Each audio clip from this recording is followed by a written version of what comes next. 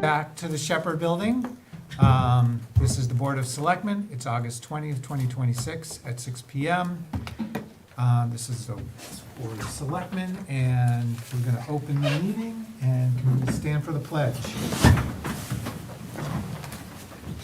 I pledge allegiance to the flag of the United States of America and to the republic for which it stands, one nation, under God, indivisible, with liberty and justice for all. All right, and we are going out live on various streaming platforms, and if you're going to record, please let us know. All right, so we'll start off with public comments and concerns, 3 minutes per person. Anybody? Joe? If you're going to speak, say your name and who you represent. Joe Conrad, resident. Gentlemen.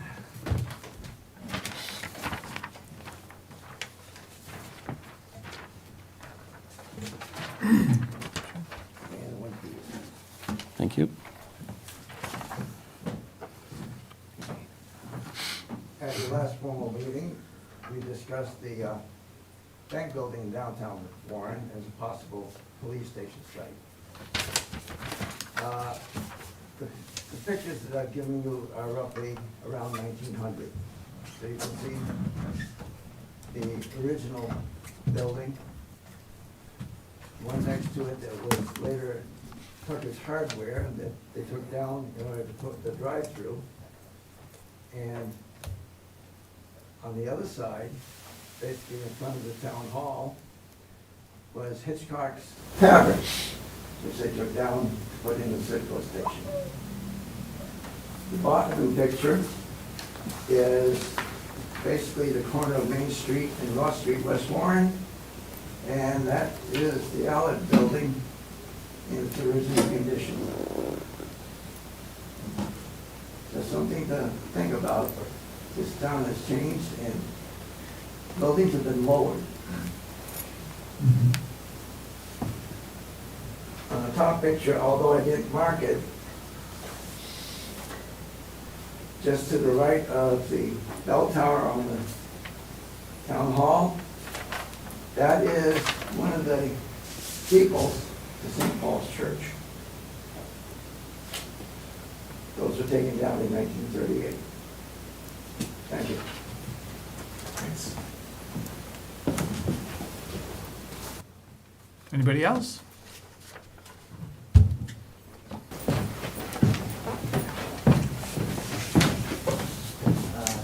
Jim McKeon. I just want to let everyone know, and the public, we got advised today that Sturbridge is going to be doing road pavement on Route 148 next Monday and Tuesday. So they're kind of trying to deter as many people, traffic away from that area as possible. So just keep in mind, next Monday and Tuesday, Route 148, if you're going to Sturbridge, try to go down to Burnfield. This is going to be a lot of action on that road. Okay. All right, thank you. Anybody else? All right, moving on. Police Chief Monthly Report, July 2026.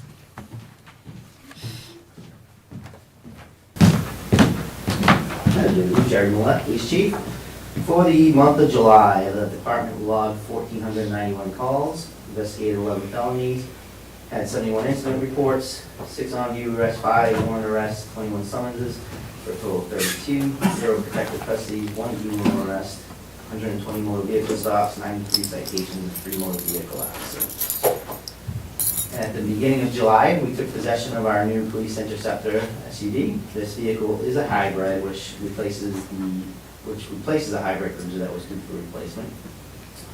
In the second week of July, we experienced a few issues with our copy machine. With the help of Christina, the vendor was called and came out right away and fixed that machine. Which, that was your idea. That's a great idea with the copy machines. The leasing? Yes. Yeah. That company comes and they respond to you like that. So that's worked out very well. Good, good. On the 9th, the department received a gift from a family in town who wishes to remain anonymous. The gift was a flag of the United States of America commemorating the nation's 250th anniversary. The flag was flown over the United States Capitol at the request of Congressman Richard Neal. Display case was purchased for the flag and the certificate, and now hangs in the hallway of the police station. This family, they've taken very good care of us. They replaced the flagpole that's out by our front door, and they make sure that flag out there is always new and fresh. They purchase a new flag for us almost every year for that pole, and they also did this for us, so that was very nice. I wish to thank them. On the 9th, Officer Curtis was appointed by the Board of Selectmen. He started his first shift later in the month on the 27th. On the 13th, I attended my monthly Homeland Security meeting. On the 15th, BG Mechanical came and served our mini split unit, which heats and cools the department's admin assistance area. On the 21st, Officer Gunner Tintel and I hung the new speed sign on South Street. We moved one from Rogers Farm up to Main Street by the PD. We have one more sign that's going to be going up on Brimfield Road also. On the 28th, I attended my first building committee meeting with the Central Massachusetts Regional Dispatch Center. I had the luck of being voted the vice chair of the committee. On the 30th, I attended the school day safety meeting at Quaywad, where we talked about a few safety grants that we were looking to possibly apply for. And finally, for the month, Officer Tintel attended 2 trainings, motor vehicle crash investigation, as well as crash data retrieval. Any questions? Who is the chair? The town administrator for Charlton. Not me. All right, thank you, Chief. You're very welcome, thank you. All right, next up is the Emergency Management Monthly Report, June and July 2026. Good evening, Emergency Manager James McKeon with my June report. June 5th, our first concert held at the Dean Park with Petting Zoo. Certain members helped with the parking. June 6th, Quaybog Regional School graduation. Certain members helped with parking within the school grounds. Once the school grounds get filled up, we help safely direct people to park on the roads, which worked out pretty good. We had 4 members help out.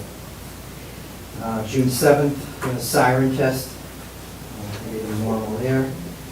June 12th was our Touch a Truck event held at Dean Park. Members once again helped with the parking. June 19th, fireworks and concert, which was held at the high school.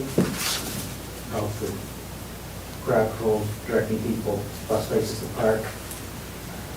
5 people helped in one shelf. The 26th, the next Friday following, we had another concert at Dean Park. A certain number of parking in there.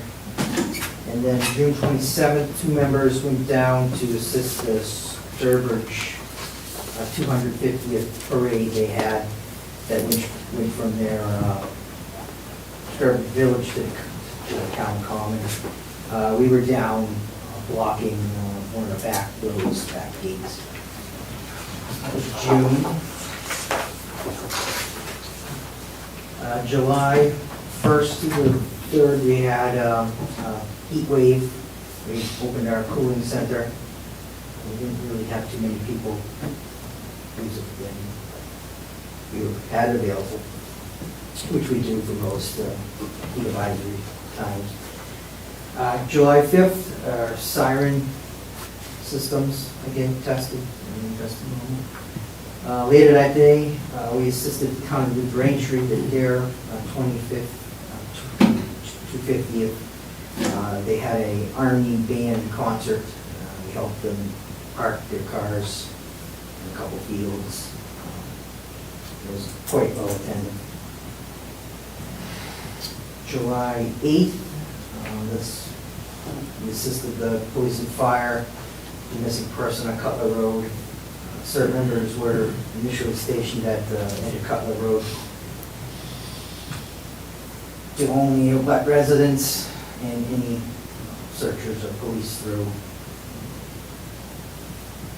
Then the following days, I logged all the operational in the web EOC. July 11th, we assisted the Sturbridge CERT with a 5K, 2 members assisted them along the route, checkpoints. July 13th, they heard, July 13th, heard back that we got the 25 EMPG grant, was officially gotten. We're gonna be getting, or should we just receive the 120 cots. These cots can withhold more weight for more adults. They're gonna be, we're gonna be getting some more storage containers with these cots in. July 14th and 15th, we had another heat wave. Senior center was open. A couple people used it this time. The Red VOC reports were attached.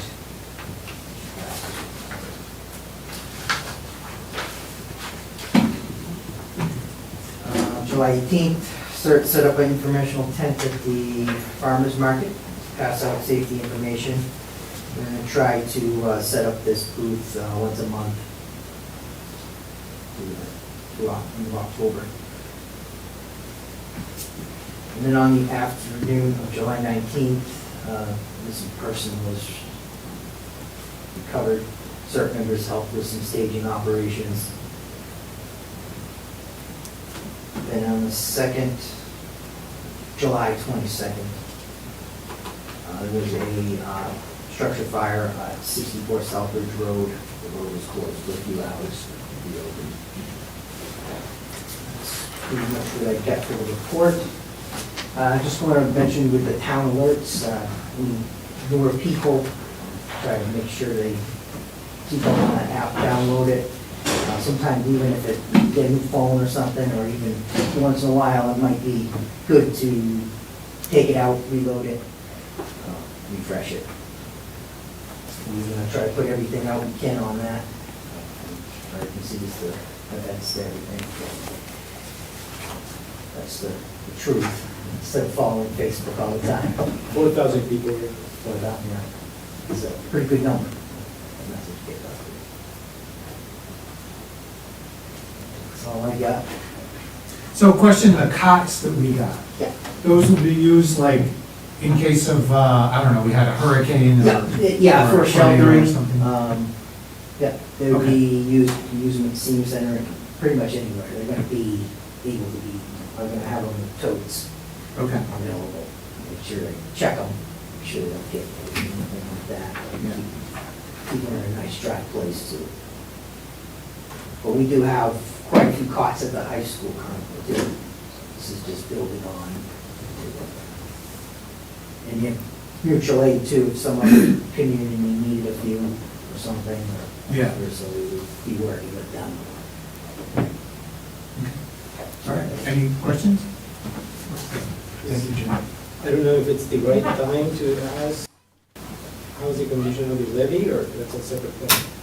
Yeah, that would be separate, because that's a levy committee.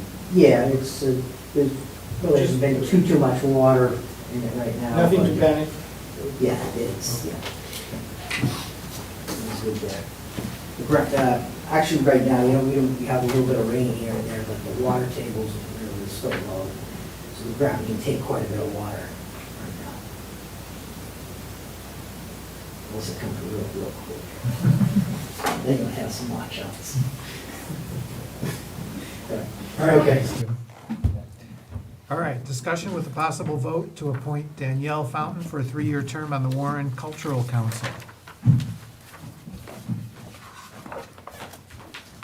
Good evening, Danielle Fountain, resident, wishing to be appointed to the Cultural Council, just to further help our community. Do they have open slots? They do, yeah. Okay, do they have more than just the 1-year Oh, call? yes. Oh, they do, okay. All right, well, if other people want to apply. All right. Any questions for Danielle? I don't think so. All right. I'll make a motion to appoint Danielle Fountain for a 3-year term on the Warren Cultural Council. Is there a second? All in favor? Ray Capaco, aye. Derek Bailey's aye. Rich Hacker, aye. Thank you. Welcome aboard. Thank you very much. All right, review with a possible vote on the execution of a contract between the town of Warren and Wind River Environmental LLC for the transportation and transfer of liquid wastewater treatment plant sludge. Thank you, Mr. Chairman, members of the board, good evening.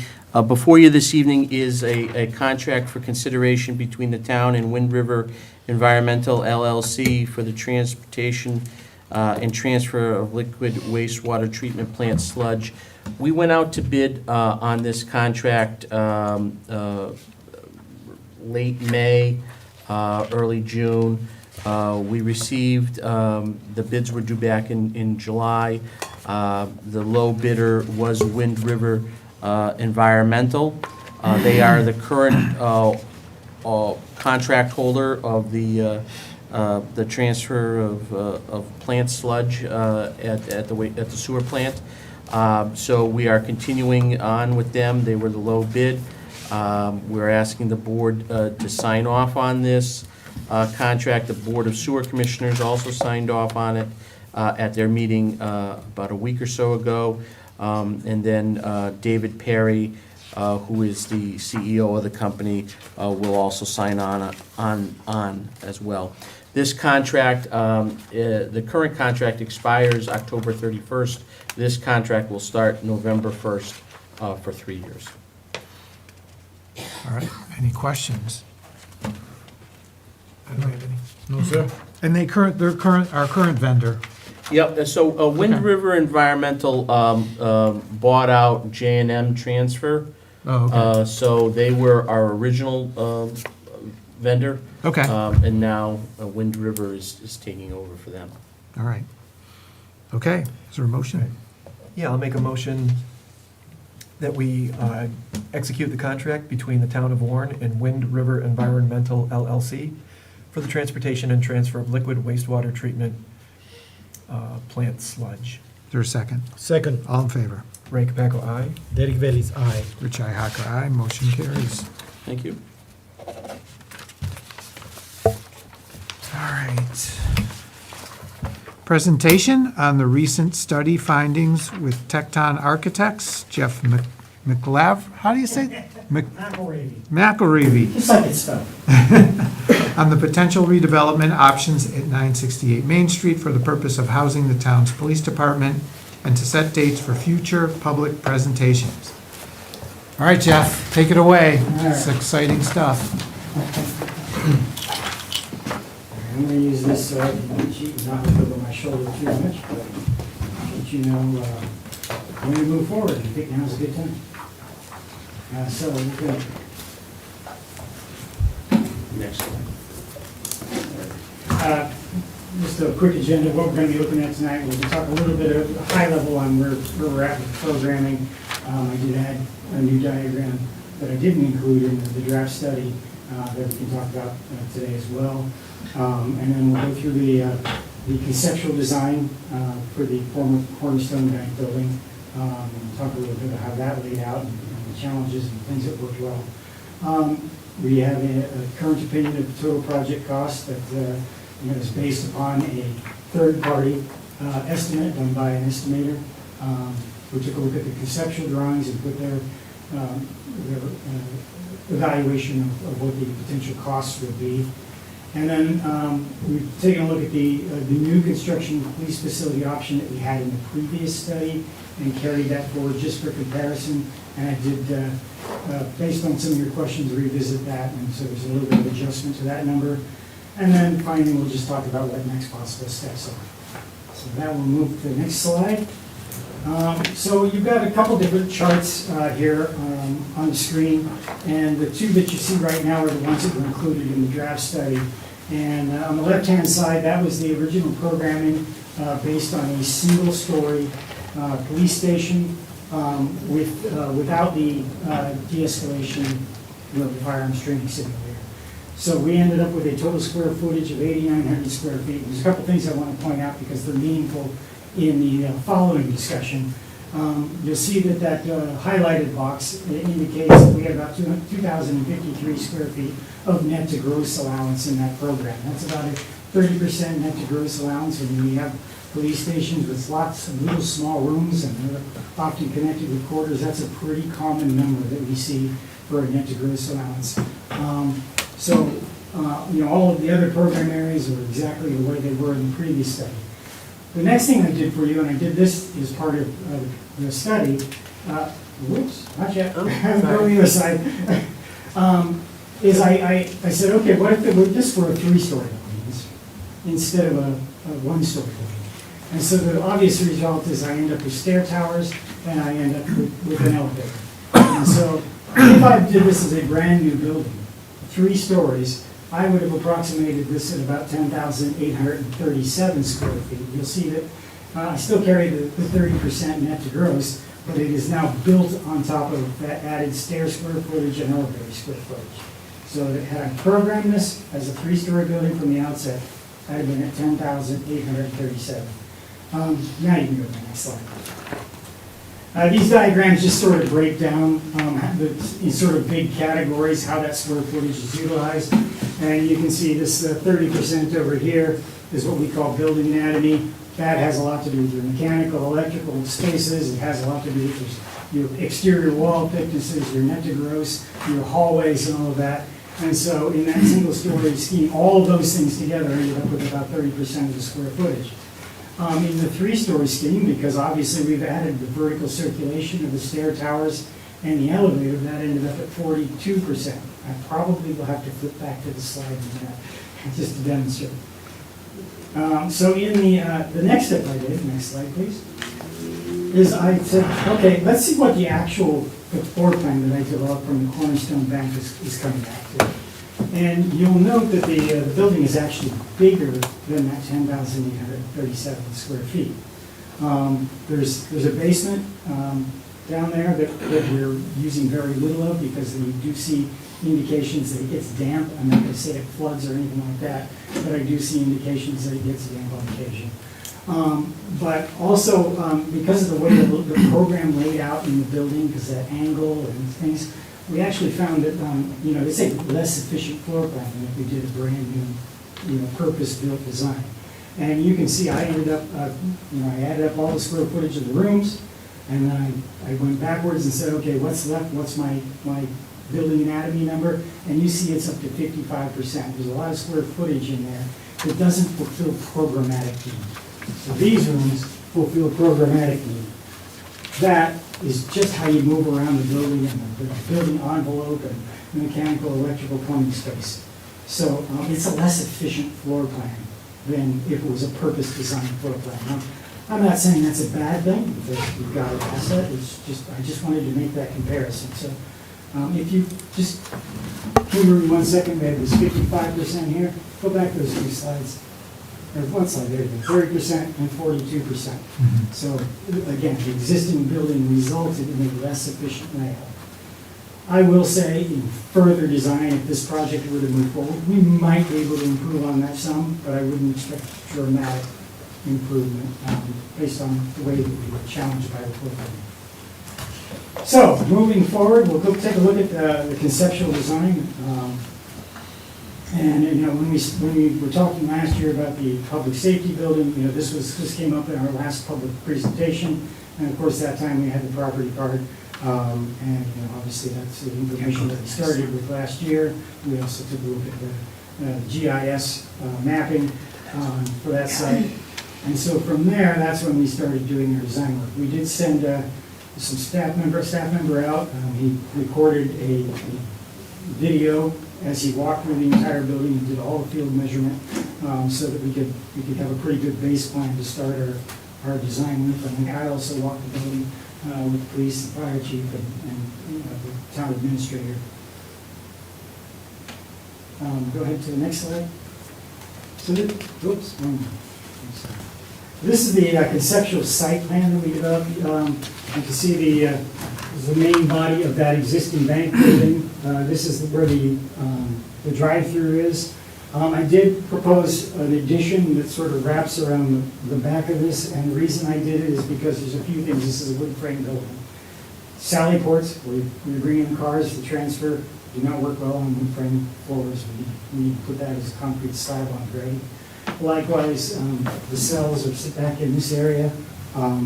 For those that have a slab on grade, because it's a much more secure and safe cell block, so I did not put that on the existing wood frame flooring. And then, of course, the new elevator that I proposed in the corner. And that sits outside the building so that we don't have to cut through the whole building and then get down into the basement and dig out an elevator pit, which would probably involve a lot of handwork and drive costs.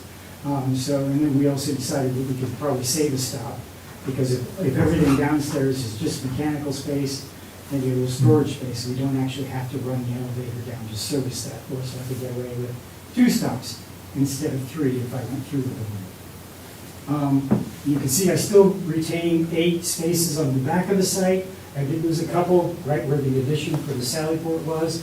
And then, of course, we have the existing parking lot right across the street on Old West Brookfield Road. And right now I counted about 15 parking spaces from the area of that. So we've got about 23 total parking spaces.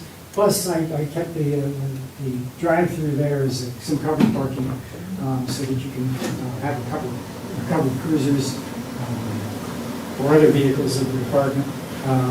In the case of inclement, obviously, we've got some vehicles that aren't getting covered by snow at the station. The floor plans, and again, I mentioned that, I'm advancing my slide, but not yours. The floor plan that on the left side is the basement level floor plan. And again, we've used this for very little programmatic area.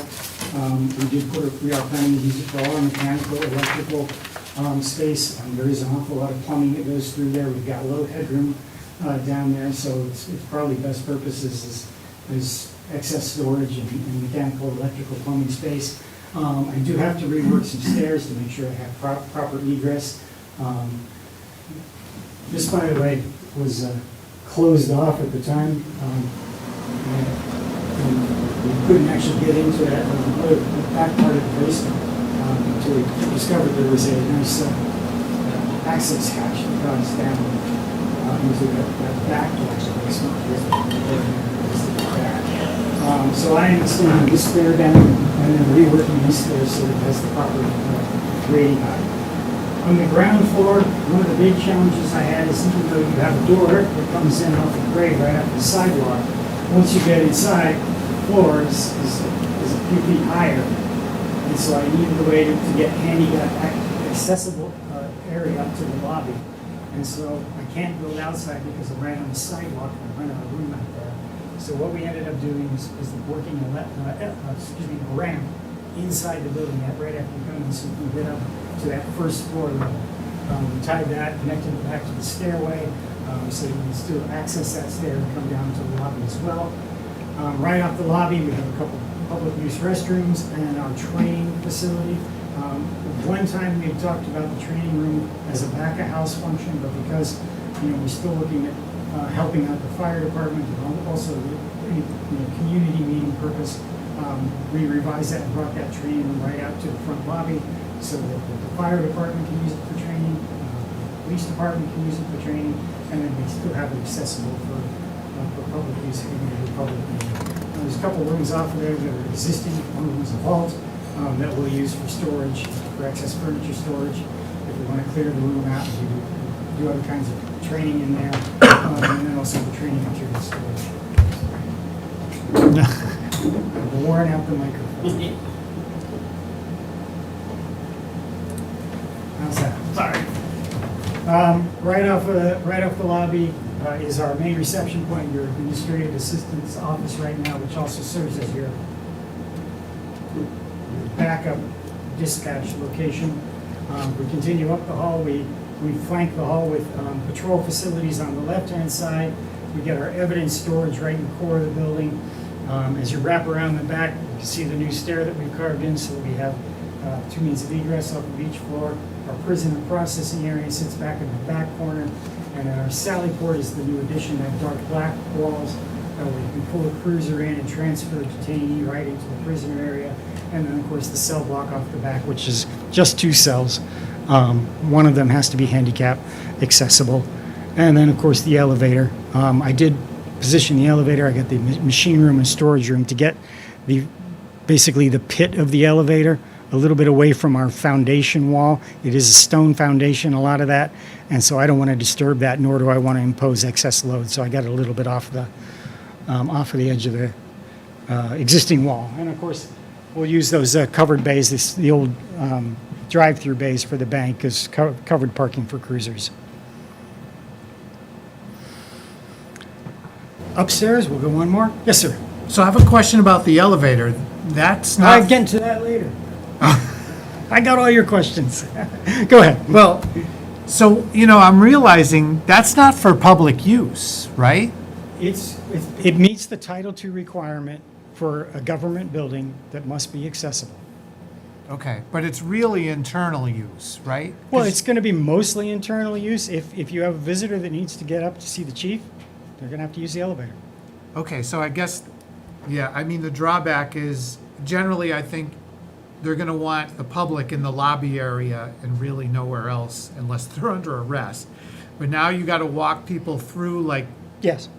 the internals of the police station to get up to see the chief. Yeah, I which originally put it right near the lobby, but as we move things around, I was getting concerned that I'm doing a lot of excavation in a lot of different locations. I thought we would save money by getting it all in one excavation. Okay. So, yes, I did explore options where it was closer to the lobby. Chief, you ever have civilians in your office? Yeah. So, it happens. So with this scheme, it would be better for you to come down probably, right? Yeah. And meet them. With this scheme, I'd probably go to somewhere on the first floor, the conference room, or wherever. Yeah, or the Training room. Training room, yeah. Yeah, okay. I don't know, it just seems like a drawback of this setup is that. Yeah, remember, it's conceptual design. We can always change it should we continue forward in this Right, yeah. direction. Upstairs, again, my stair comes up on one side and the new one on the back. I got a hallway that connects them. Our administrative offices are up at the front with our chief, our sergeants, our investigative area, our lieutenant's office. Our archive storage is up there, as well as a restroom that serves that administrative area.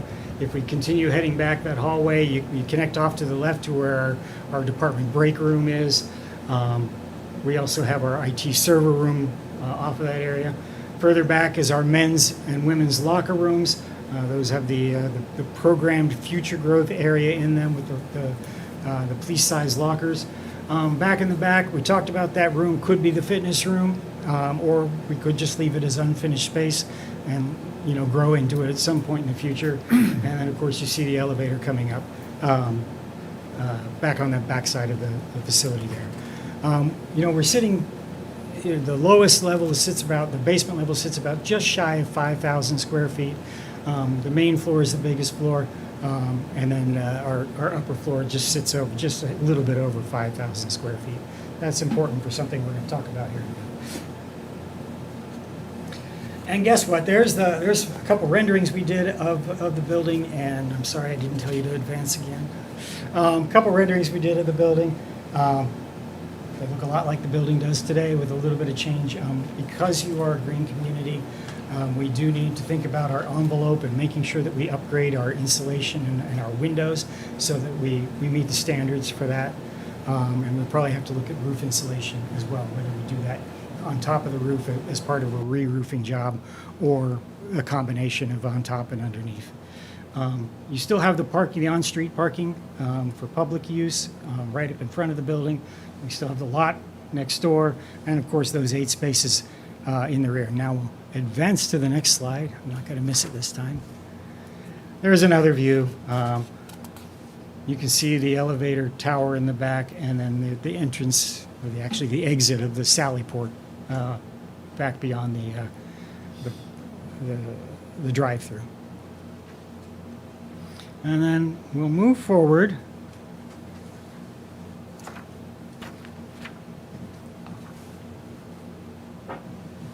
Wow, that's interesting. Oh, okay, here we go. We're going to look at the budget a minute. I had this slide in the public safety presentation. We got it again, just so that everybody understands. There's 3 major components of the budget that we've developed. The first one is the hard construction cost. That's the number that comes from that third-party estimator, different company, not my company.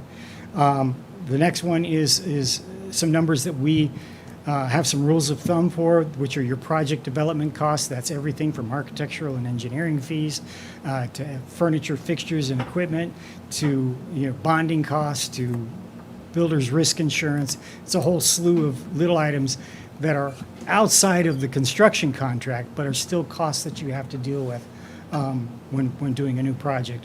And of course, the last bucket of money is the contingencies. Whenever you do a project, any project, you need to carry some contingency for unforeseens and things that you discover along the way. Later on, we'll talk about the question of why the contingency is higher for the bank building. So all those together create our project cost. We'll go one more slide. And so from my third-party estimator, looking at the drawings, I got a $10,343,000, $10,343,350 hard construction cost number. My project development costs, and I believe you had the full breakdown in the booklet, came to about $2,626,000. And then the contingency sat around 907. That contingency is two things. One, there's a part of it that goes to the development cost, because those are it's basically rule of thumb calculations, and part of it is the actual contingency you carry for the construction. And so we ended up looking at a total project cost of about $13,876,350. And I know that everybody goes, we have a building, how can this be higher? And unfortunately, it's something I've seen a lot lately. It used to be, when I started my career 40-something years ago, generally you could reuse an existing building and save a lot of money. When we're dealing with public safety buildings, and particularly right here in Massachusetts and green communities, we are finding more and more often that we're getting costs that are higher for renovations than we are for new construction. Part of it is that excess square footage that I showed you on that pie chart. Part of it is we've got to redo so much. I've got to redo that whole lobby floor to get that ramp in there. I got to redo the stairs to make them compliant. I've got to fur out the entire envelope so I can get the proper level of insulation. I've got to replace much of the mechanical systems because the floor plan's different, the whole distribution's going to be different, and my loads are going to be different. By the way, mechanical, electrical, plumbing systems in new construction can be 40% of the cost of a building. So if I'm doing that, plus I've got to remove what's there, I'm spending a chunk of change doing that. And then the final piece is just that police buildings, they're essential services facility. They do meet a higher standard in terms of resilience, and so because it is a wood frame building, we actually get a little advantage because we can take a lot of the existing wood frame walls or our new walls, our new furring, and create shear walls. Shear walls basically are stiff walls that we put in two directions in the building, so the building can resist lateral loads. That's the load of winds, of hurricanes, of earthquakes, anything that creates a movement left to right, as opposed to gravity loads, which are the loads that just hold up the building and hold up the floors. So all of those things together, have driven up a lot of the labor effort that goes into renovating a building. And labor costs are huge. They're higher today than they've ever been before. And so they really are driving a lot of our excess renovation costs. Next slide. So here we go. The Board of Selectmen question here. This is one I got, and this is this one I'm gonna put a thumbtack in it at the moment because I talked to my in-house building official. We have a registered building official, and we talked about the CMR 521 requirement that would allow us to possibly use a LULA. And my in-house building official is interpreting the basement as a floor of the building, a story of the building. My in-house building official is a little on the conservative side, so I want to take this up a level. And we got this question at the end of last week. I want to take it up and just get the Mass Access Board interpretation on that, because that would be, if we were less than 3 stories, that would be one of the criteria that would allow us to use a Lula and save a bit of money over an elevator. I don't want you to think that it's going to, cut it in half or make it go away, because a Lula still needs some of the same provisions an elevator does. It still needs the shaft, it still needs a smaller pit, and it still needs an overrun. The same issue goes on the ADA. I spent some time, the Title II, which is a government building or a local, it's state, local, federal government. The Title II requirement is more stringent than the Title III requirement. An exception very similar to this one that you have in the 520 CMR exists for Title III buildings, which would be commercial buildings. Whereas the Title II buildings, I did not find that exception. So I want to just dig a little bit deeper on that.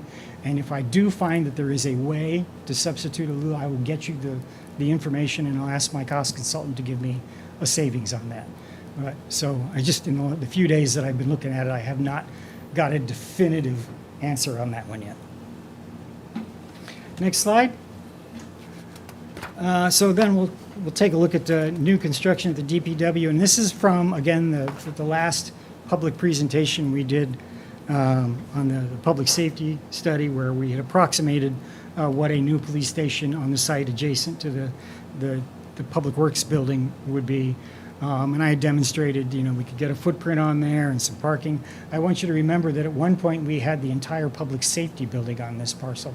I think that comes in play on one of the questions that I got later on. Just another question that came up on the costing of this one. If you could go to the next slide, please. One of the questions was questioning the amount because of the previous study had it a lower amount. I did go back and revisit the calculation. The estimator changed his formatting from 2024 when he did the first estimate, and the person that entered it in did not catch that. So I went back. It looked like we were double dipping on some of the markup costs. So I fixed that. I did adjust this for the escalation since the first estimate, and then escalation out to when we might actually be building this. So you'll see that the number that's included in this presentation is different than the one in the draft study. It actually went down a bit.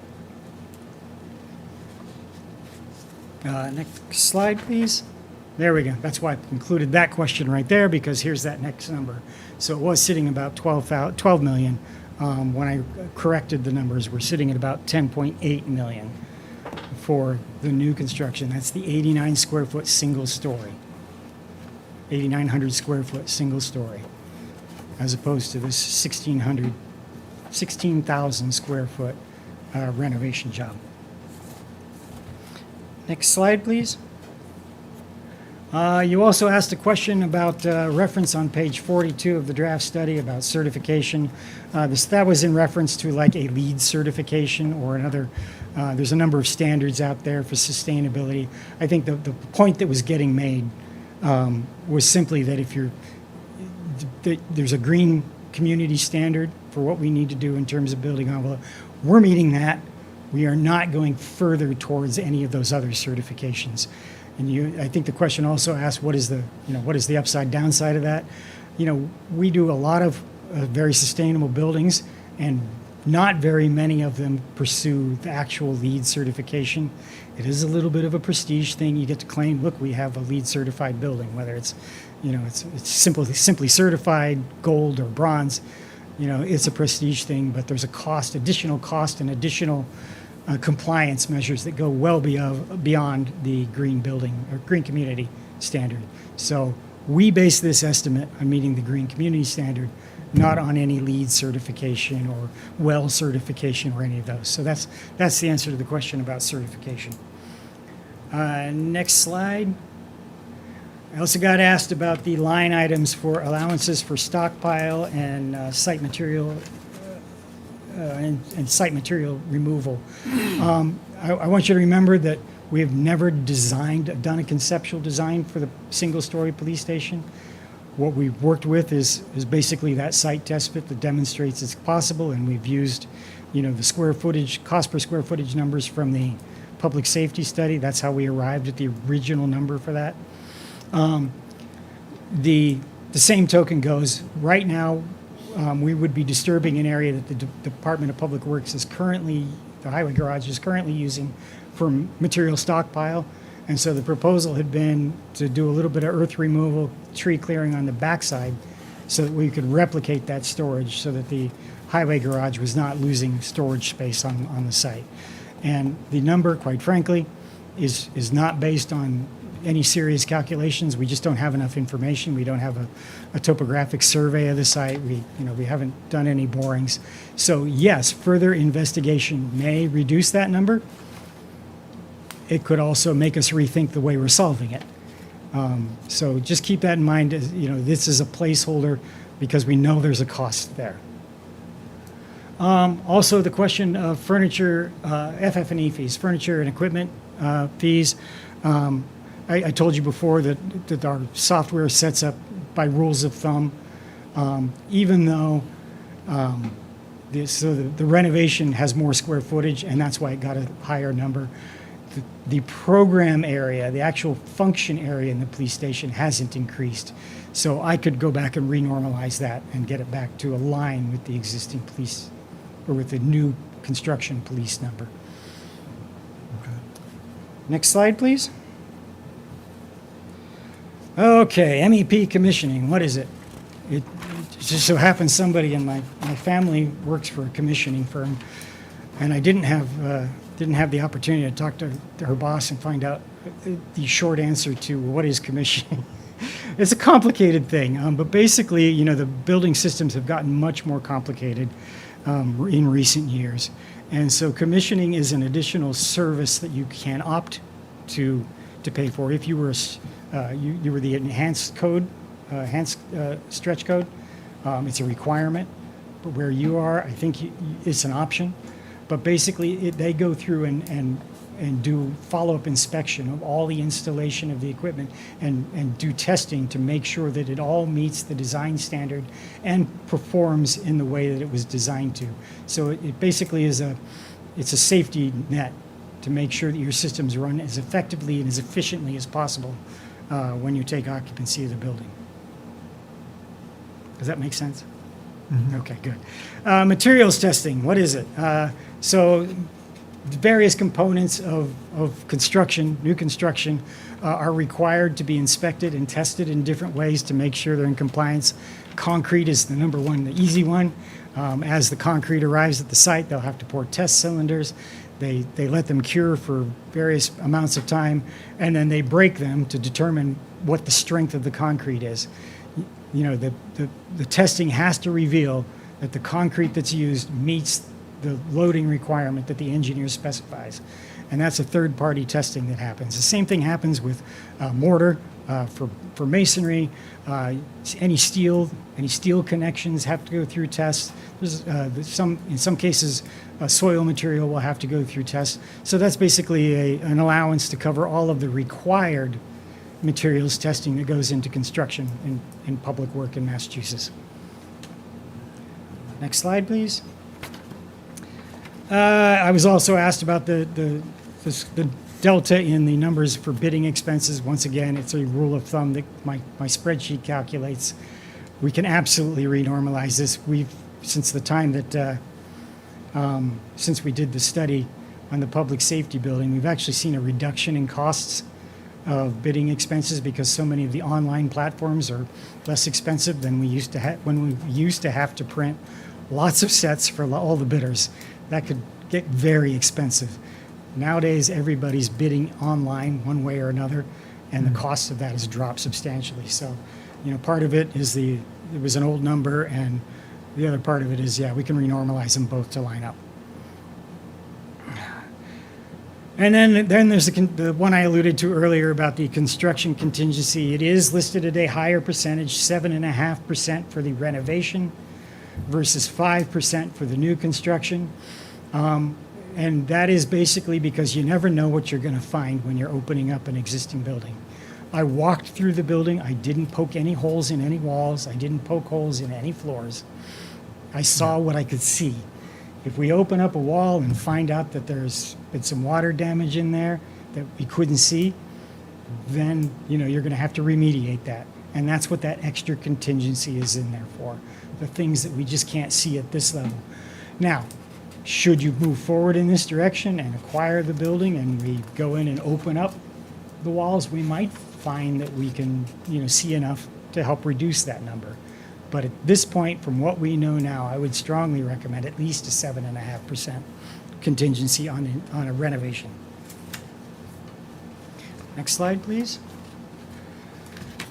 All right, so this is the question about, since the new construction is coming in at a lower cost than the renovation,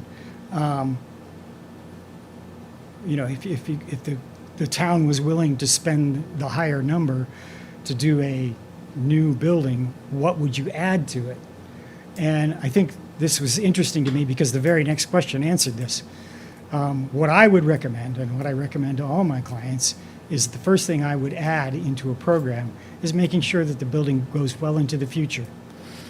So I would look at what are our options for pre-planning for future space. I wouldn't necessarily build it now, but I would look at it, and it could be vertical and it could be horizontal, because remember I said that we used to have that entire public safety building on that site. I am certain that we could plan for a bigger footprint, which is probably your cheaper alternative in the long run, for planning for future space, because it's single story, no stairs, no elevators. Could you go up vertical? Yes. You'd have to make sure that you pre-plan for where the stairs and elevators will go and end up in a functional location. So number one would be, yes, I would pre-plan for future growth. There is a little bit simpler thing that you could embrace, and that is just to give a little bit more room inside the areas that grow the most in police stations. Locker rooms is the one area that grows the most over time. If this building is still around well past the projection here, if you can add a few more lockers or change the number of lockers, you're going to buy more life out of that building before you have to invest more in it. So we don't have to put the lockers in, but maybe we do think about a little bit of extra space. The patrol areas in the building, I would give a little extra space in those, just so again you can accommodate that future growth. You don't need, there's only one chief, so we don't need an extra chief's office or anything like that. It's thinking about the areas where we normally see growth. Storage is a good one. Evidentiary storage is one that I've seen get much larger with a bigger department. So again, a little bit of extra square footage in there would buy you more time on the life cycle of the police facility. So yeah, if you were willing, the town were willing to invest a little bit more, those are the things I would focus on. Next slide, please. Okay, now here's the question. Yeah, can we add on? Could we go vertical or horizontal? The answer is a definitive yes. We could rework that site plan and get more square footage as a single story, or we could plan for a two-story in the future. So yes, you have those options. And the next slide. What, if any, costs have been left out of the study due to unknown costs, e.g. environmental remediation or structural issues? What would be a rough estimate of those costs? And do you have a rough estimate? This is a multi-part question, so I got to give you a multi-part answer. No environmental testing has been done. There was a initial environmental assessment on the DPW site in the previous study. I don't anticipate finding any environmental conditions in there unless there has been an unreported spill that doesn't show up in the Mass DEP records. So as long as we don't have anything like that, honestly, we shouldn't have any environmental issues based on the previous study. But until somebody tests, we don't know. Likewise, at the bank building, because of its former uses, again, I don't anticipate finding any environmental contaminants there. Testing is always a smart move. So do I have a rough estimate? No, because I have no idea. It could be zero or it could be money.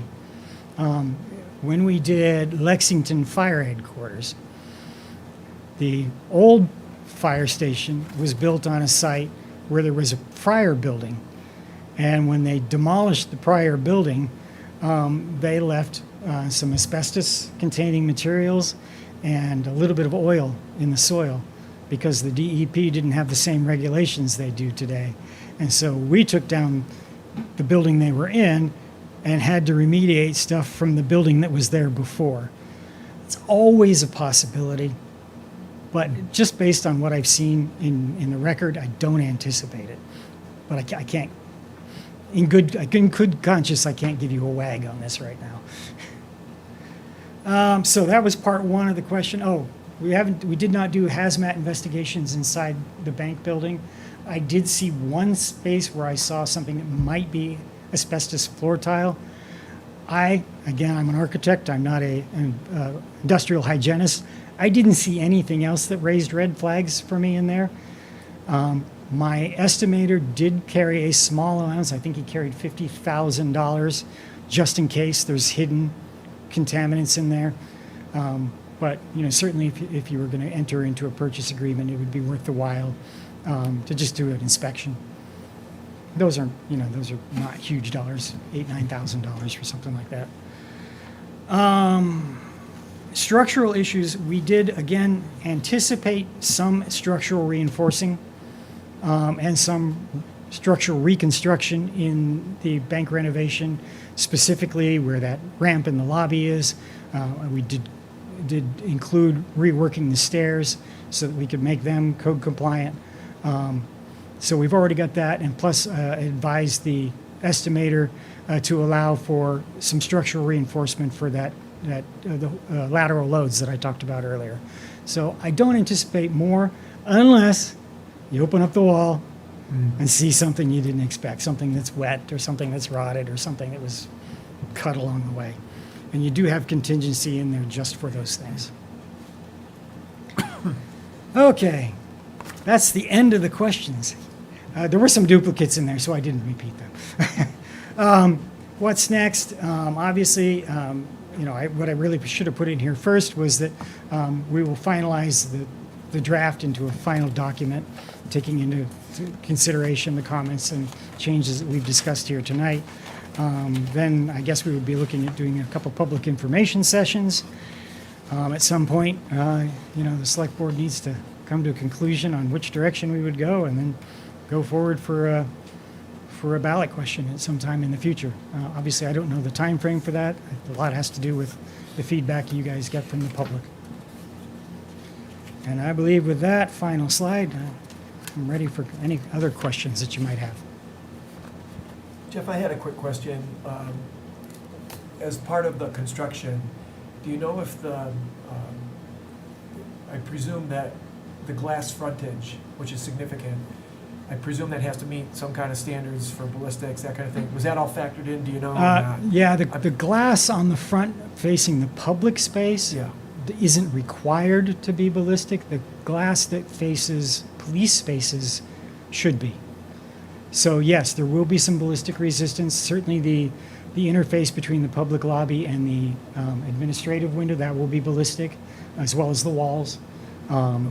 And so yes, we have factored in ballistic resistant materials. We also factored in replacing the windows and those storefronts because of the energy code, the green community requirements. So can we, Christina, can you go to the slide that's this one? It's the site by the highway department. I'm going there too. Yeah. Okay, so in terms of future expansion, you recommend horizontal versus vertical? Yeah, just to avoid the cost of stairs. I mean, it's 8,900 square foot building Yeah. as it stands in the program today. A single stair is going to be about 200 square feet per floor, maybe a little bit less depending on the floor to floor height. Elevators, 60 square feet. So you're adding a lot of square footage per floor for what's a small floor plate. So yes, I would say that your cheaper alternative would be to pre-plan for a one-story addition. Okay. And I know that flies in the face of New England conventional wisdom. Because, you know, you always say, well, if I get a floor and a basement and a floor and a roof, then I'm buying less roof and less, foundation. But when we're dealing with this kind of construction, you know, the cost of stairs and elevators are going to outweigh that. So the other thing, I talked to Jeremy today, our highway supervisor. Yes. And I asked him if he supported having the police there.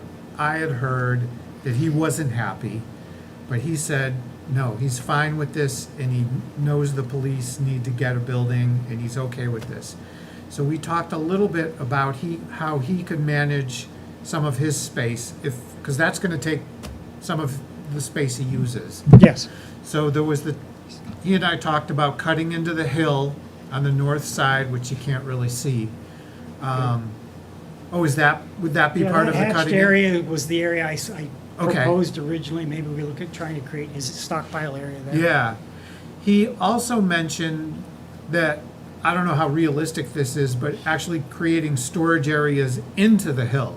So they would be almost like little tunnels or little burrows into the hill, maybe. Yeah, for extra soil and gravel and that sort of thing. Yeah, you maybe could- even like you small create equipment. a three-sided concrete wall and then just back stuff into it. Yeah, yeah. Sure. That's a possibility.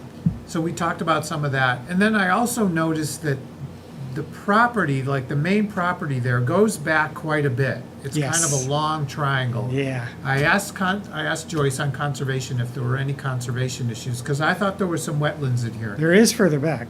Further back, but I think there's room for expansion to go back by the highway department if we start to need more room, say we want to put, expanded This police. area, maybe, there is a lot of stormwater mitigation structures further back over here. Yeah, she said that But some of This area that, might be viable. yeah, she said that some of that is to handle their salt runoff and stuff. Yep. So I believe that all of that work was done at the time the salt shed was built. Yeah, yeah.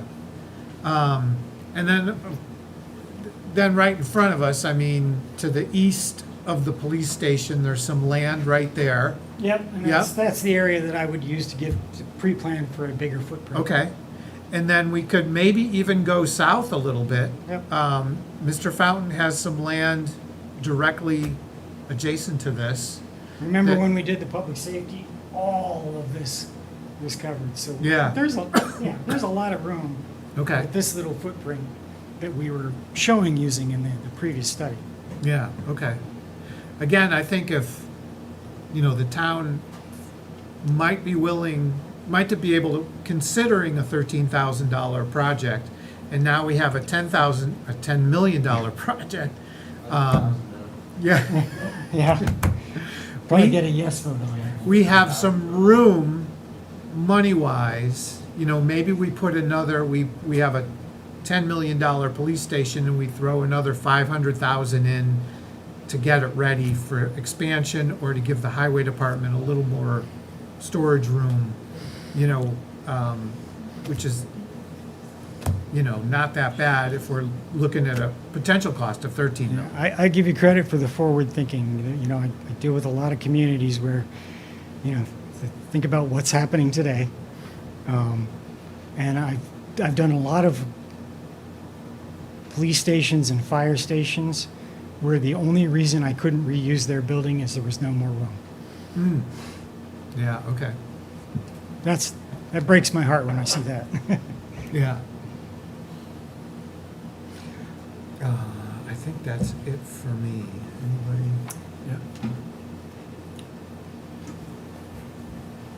I only have general comments.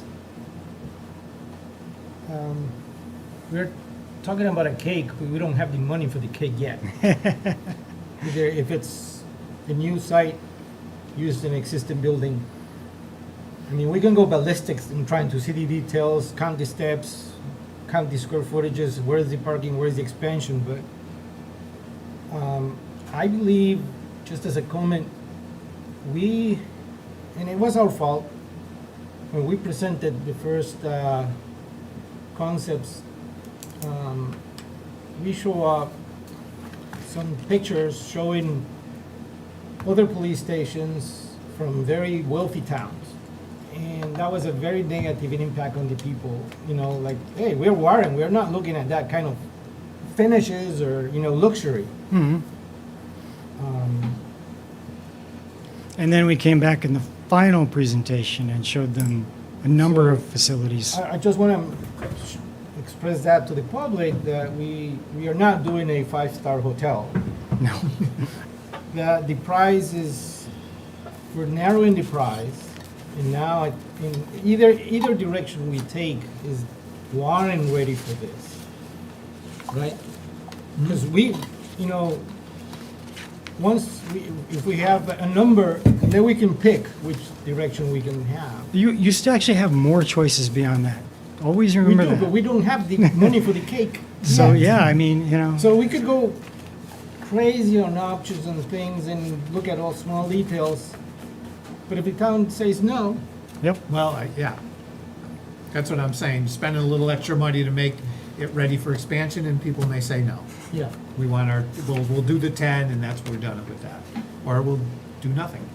I don't know. So It's hard to I say. think the board should look into, you know, take the temperature, you know, of the town, which way it's gonna go. Because if we get a big no, but just trying to do this, it's not gonna help us do all this work. Of course. Yeah. If there's some hope out there that, you know, that the town will support it, then we can go and buy the cake. And choose the color and everything, but. Yeah. Well, I think at the public meetings that we do, we can do some of that. So, You know, here's where we started at, you know, 26, 28, $30 million for a combined, now we're down to 10 and 13. You know, is this more palatable to people, I hope so. right? And, you know, you can always, there haven't been a lot of grants out there that, for Yeah. bricks and mortar. However, I have seen a couple communities reach out to their local reps and get some help. So if you haven't Okay. had those conversations, I would encourage you to start. The worst they can say is no. Yeah, You know, I have a client down in Connecticut that reached out to their state reps, and the state reps had some connections with the federal government, and you know, they're getting, you know, $2 million on their project. yeah, 10%, 20%, Yeah. any amount would help. Yeah, and you know, when they asked me, do you know of any grants? I said the only one I know of is the EOC grant, which you can get up to $1 million for you know, setting up an EOC, which you could do. You could certainly use that to make your training room as an EOC if you want to pursue that. And I've had a couple clients get that grant. I think we have to go into it assuming we don't get a grant, Yeah. right? We have to, people have to be comfortable spending 10.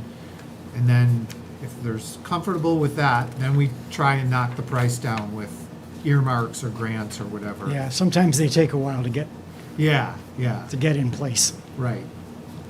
But, We also have to be very clear and very informative, because the public tend to do, $10 million divided into 15 households. I can't afford that. Yep.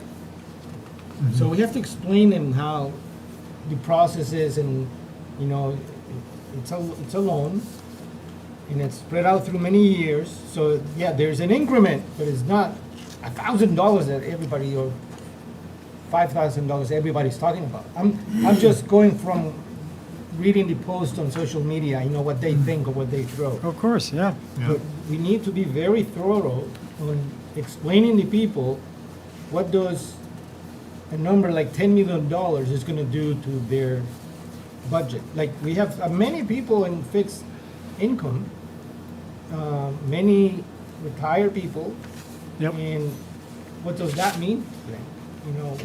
And I what believe is- your financial advisor, when we were doing the public safety project, ran the numbers for us for the impact to taxpayers. So I would think we would do the same thing. Yeah, do the same thing, the same analysis. Because it's not the same thing, like when you go buy a car, how much is it? It's 40 grand, oh, I don't have that money, but you only pay $200 a month, oh, okay. So, Yeah. we have to, you know, at the same time that we're being conscious that, you know, from 26, we're coming down to 10, not because we just made it smaller, but we ditched the fire department. Yeah.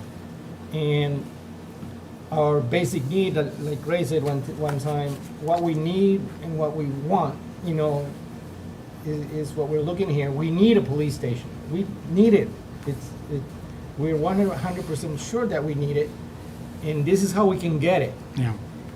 Meaning that we're gonna approve a $10 million project doesn't mean that everybody's gonna buy the 40 grand car at once. Yeah. Any other comments? Nothing for Jeff. Thank you. Thank Did you. Appreciate the Did you get answer. that thing from me, that the steps on the outside? Just on the- I'm sorry? Did you saw that entrance issue on the plans? I'm going picky right now, but At the on the front? bank, if you go into there are two entrances in the front. Yep. In one, you go 3 steps up. The Yep. other one, you go level. Yeah. Now, on this side, you turn like, if you're level, there's a big step like that. Yeah. You got Yeah, it. I've solved that, Oh. yes. Yeah, that, the whole ramp business and the way I reworked the stairs solved both of those. Yeah, because that didn't make sense on the plan. Yeah, I just I gonna scratched pick my you head up. over that one a while when I It's was out walking the irrelevant building. because, like I said, we still need to get the money for the cake. Yeah, Once we get that, I'm sure we can go 100% on a very nice building, not fancy, but functional and safe for the I police. and the agree, town. I agree. We've done a number that way. All right. I think we're good then. Thank you. Well, thank you very much. I appreciate the opportunity, and Yeah. we'll get the final document out. Unless there's any comments that come in the next week or so, we'll get the final document out and talk about when we make the next steps. Okay, all right. Thank you. Thank you. Mr. Chairman, does the board want to consider any potential dates, meeting dates yet, or you Yeah, want? as long as Jeff's here, yeah. Then we don't have to go back and forth with calendars, right?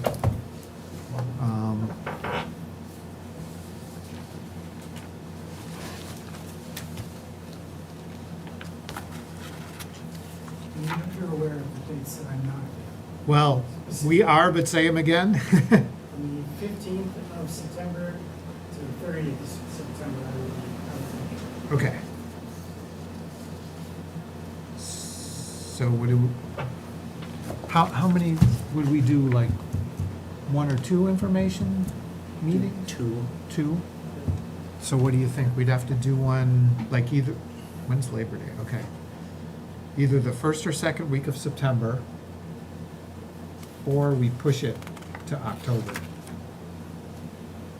Any thoughts? And then a second one would be I sometime don't know, after. the sooner the better, because Okay. there's a businessman waiting there for an answer. Jeff, what do you need for prep time? I mean, if we set something early September, God, you know, it's two weeks, 3 weeks away. Okay. I mean, maybe after Labor Day, like, what did we do last time? We did like, They were spread out over many months. no, but I mean, we did like a Thursday night or do you remember? Changed each time. Yeah, It they were did, different yeah. days, yeah.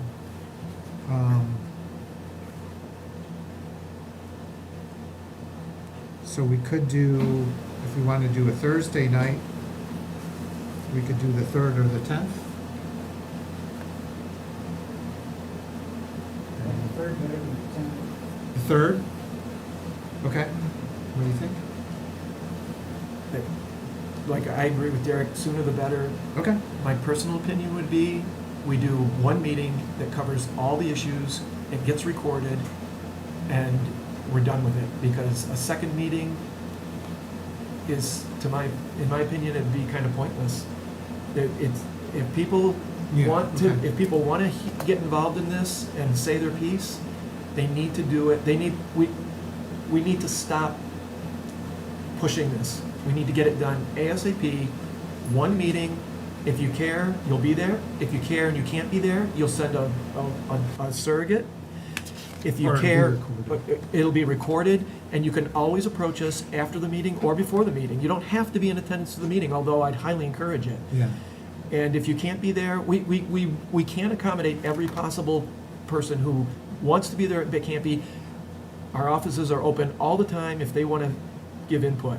Mhm. And they could give input right after a meeting that's recorded that would be available to them. I think we do one meeting so we can move on this and make a decision. Okay, That's You- what I do you think about think? it. That's perfect. it's fine with me. Yeah, I mean, honestly, I guess we don't really need Yeah. to. I mean, we had two before because we were looking at different sort of aspects We of actually had stuff, but- 3 before. 3, yeah. But this is really like one and done. I It's mean, time, Yeah, it's time to, yeah. Get the temperature and then move on. like my mom would say, pee or get off the pot. And one of the important things, we have to make sure, tell the public that we are not telling them, hey, we're gonna do this. Right.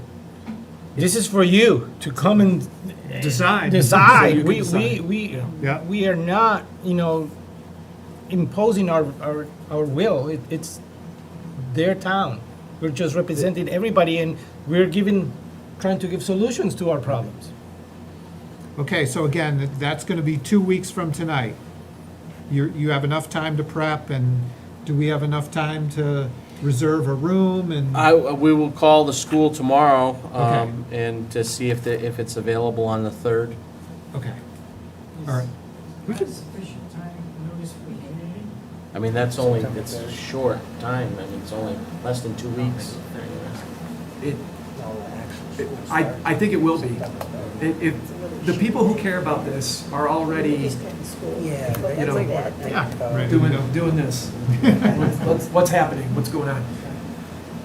It's your call, I'm sorry. I wouldn't have, I saw a lot of people online looking at the Facebook video of this. Just real quick, Jeff, I really appreciate your updates.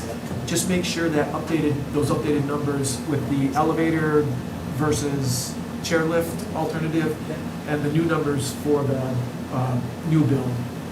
Because that's a significant, that's a significant change. Jim, do you have a comment? Yeah, just one thing, that September 3rd is the first day of school. I don't know if parents are gonna, just put that out there. Yeah, but I mean, I don't know, does that make a difference? It's school, I mean, the 10th, you'd have school too. This is a big deal.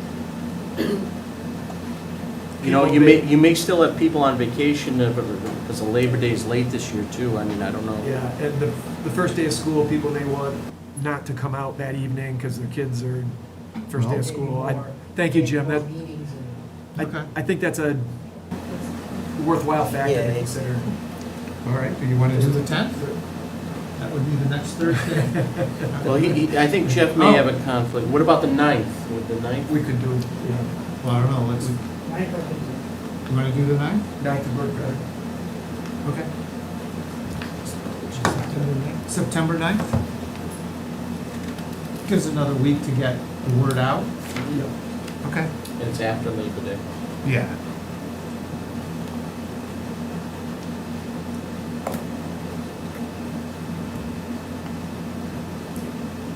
Uh, 7 o'clock, 6 o'clock? You tell me.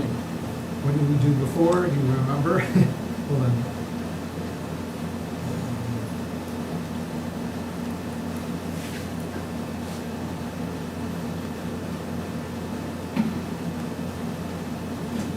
Six is fine. I'm okay with 6 too. Yeah. 6 is good? Okay. 6 6 p.m. o'clock? So like 6 to 8 or something.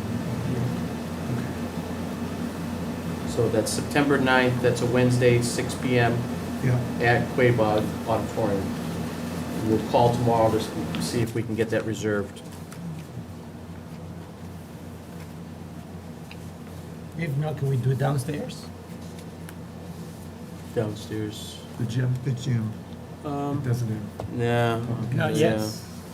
Yeah, doesn't have like a bathroom down there, Yeah, we don't have a bathroom, I guess.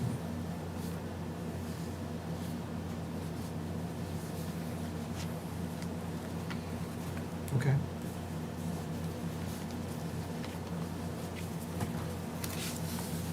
I'll call to confirm with you.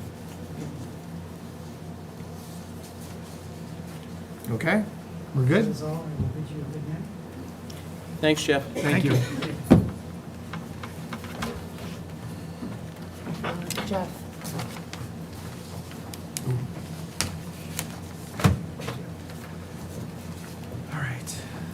All right, discussion and vote on appointment of the building commissioner.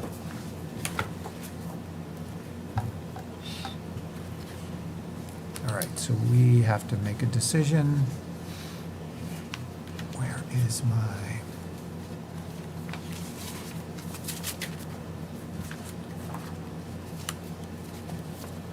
Okay, so we did have a discussion with the building commissioner a couple of weeks ago.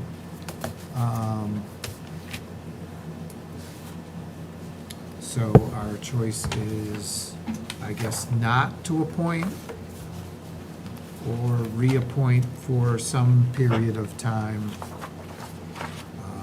Most likely a year, but we could do whatever. I do know that Bill was interested, and correct me if I'm wrong, in doing some de-escalation training. Yes. Okay. So we, one thing, I don't know how much we can talk about stuff, but Yeah. we did discuss training. And so he is interested in doing So that. I guess the thing here is to appoint him or not, Yeah, and just go from there and how much time. yeah. So, throw out your opinions. I'll be happy to read either one of these motions regardless of my vote on it, just so you know. Okay. I'm happy to read either one because it's just a motion. I think my feelings about this appointment are pretty clear, and without going into another iteration, it's all summed up with a simple statement. Bill is not a public servant. By his own admission, he's not interested in being a public servant. It's interesting to hear his comment that he's open to getting some customer service training. I take it with a grain of salt that based on all of the numerous complaints and the issues that have brought this to be an issue, I just can't support appointing him again. Any other public servant in our town who has the number of complaints, the nature of the complaints against them, we wouldn't, to me, it wouldn't even be an option to consider reappointing them. And so that's all I have to say about that. Okay. Anything? Do we have anybody else? I anticipated this objection, and I totally sympathize with it. I understand it puts the town in a difficult position, that we don't have another potential, we'd have to solicit for a new building inspector, and I'm willing for the town to be exposed to that inconvenience rather than reappointing someone who is not a public servant. We can get, there's alternatives. There's a cost to it. Literally, there may be a cost, but he is on there already is cost of reappointing him, and that cost would continue, and it might even be a little bit more. And then there's the non-financial costs as well, of interviews and potential delays in having inspections and permitting done. Again, on the principle that our town should only accept public servants who serve. I'm willing to pay those other costs to get someone who would be.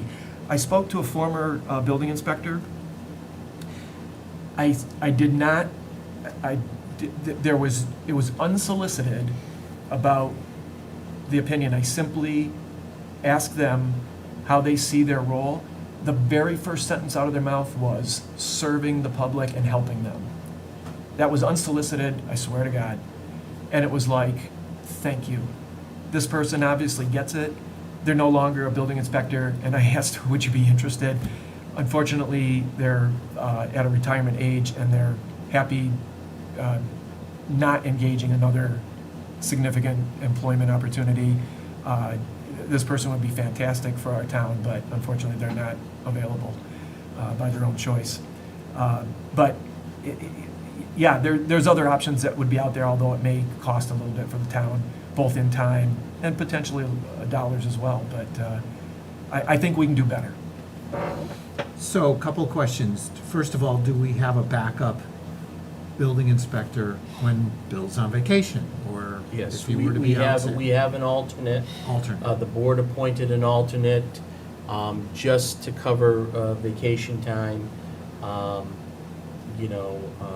The alternate is really not interested in being here on a more permanent basis. He is full-time in the town of Sutton, I believe, so it would be a little bit of a distance.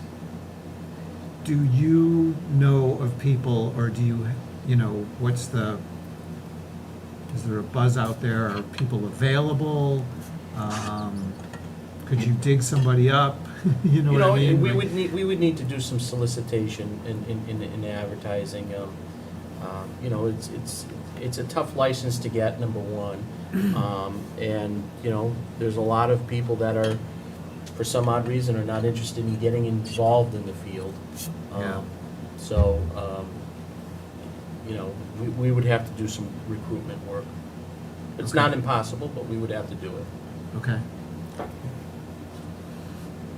So potentially we could be covered for a little bit, not a long time, probably, but interim, we would be Yeah, okay. I would for- think, this alternate would respond to emergencies. Ah, It okay. would not be, Day-to-day. day-to-day stuff, so, the alternate gets a small stipend for covering vacations, Yeah. very small stipend, and, is not going to respond to building permits or anything like that. It will respond to emergencies if need be. And what do towns do in this case? They would just have say- to, They just say, well, you gotta wait until, recruit somebody in larger communities, have a full-time, staff or a full-time alternate or something like that, well, I'm just saying, if we let him go, and this guy is only gonna do emergencies, Yeah. what are we telling people? You ju- There would have to be, there's just gonna gotta- be a wait. There's gonna have to be some, There'd be some pain involved Yeah. for at least some period of time. But that's basically what small towns in this area do. Bill works for 4 towns right now, Yeah. so Yeah, I mean, they share, it's a regionalized approach. this is what we, And, yeah, yeah. had all along. So we'd have to tap into someone else who may or may not be willing to accommodate us, or just an outright recruitment. So, you got it, you wanna say something? Well, I recognize the public factor. I do recognize, how the contractors will suffer from not having an inspector and Mm. getting their job done. Because if you don't get an inspector, you can't continue with the job.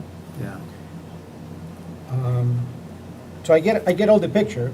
I rather appoint him for another year and try to get someone else for the future and see how he's doing.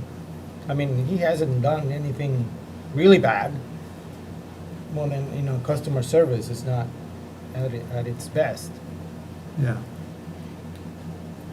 So I'm a little worried that we jump out of the frying pan into the fire. So I've been in town, this is my 3rd building inspector, and the 2 before Bill had similar complaints and similar problems. So, related to customer service. So I guess I'm nervous that, Bill is good at what he does, but we let him go and we bring on somebody who may not be as good, but has the same issues, like the others that we've had. So that's kind of my, like, my sticking point. So I'm sort of leaning to what Derek's thinking, is we go another year. I mean, we could even do 6 months, but we go some period of time and see what happens. If he does the training, if things improve, if we keep getting complaints, then I'm fine with, moving on. I know we had a complaint at the last meeting that was different than presented, I'll just say that. So it sounded like it reflected bad on him, but not necessarily. So, is that a fair thing to say? Yeah, I had a conversation with Bill regarding Travis's concerns, and I had a conversation with Travis regarding his concerns. And I think, after, talking it through with everybody, I think everybody understood, there was some communication issues going on there. Multiple parties, you had people that were involved who owned the property, you had property managers, you had other contractors, you had other inspectors involved. There was a whole host of different, you had an insurance company involved, you had an adjuster involved, so there's a lot of moving parts in there. And if one person, doesn't return a call or doesn't get back to somebody, it can really screw up the whole chain of events. Okay, all right. Just make a motion. Well, Would the board consider an appointment till the end of the calendar year? I would consider that. Yeah, that's fine. All right. Yeah. Then I move to reappoint William Cantel to the office of Building Commissioner for the term of July 1, post-dating, getting Yeah. it back to the normal cycle, to December 31st, 2026. Is there a second? Second. All in favor? All in well, who's in favor? Derek Bailey's aye. Richi Hacker, aye. All opposed? Ray Capaco, nay. Okay. All right, motion carries. So, just for some direction from the board, when December 31st comes about, what would you like to see happen? Well, I think before December 31st, maybe, Uh-huh. Yeah.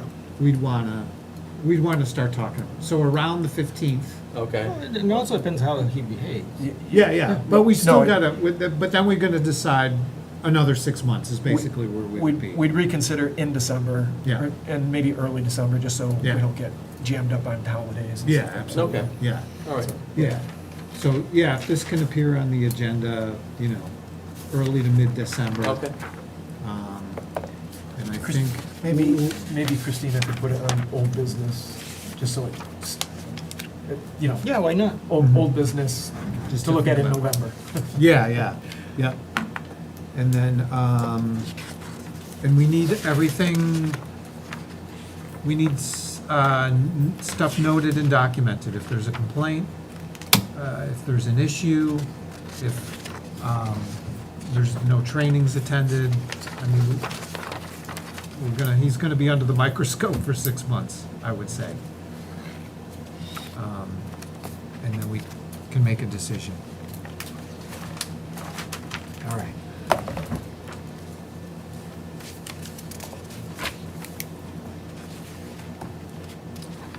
Okay, anticipated vote to authorize the payment of warrants and bills. Who's doing that? I make a motion to pay the following warrants. Payroll 0327, 144,445 with 26 cents. Accounts payable 0727, 987,528 with 57 cents. Accounts payable 0827, 257,000 with $40. Is there a second? I'll second. All in favor? Ray Capaco, aye. Derek Bailey's aye. Richi Hacker, aye. Motion carries. Make a motion to pay the following bills. Comcast Business, $279 with 89 cents. Lowe's, $27.53. American Tower, $2,474.70.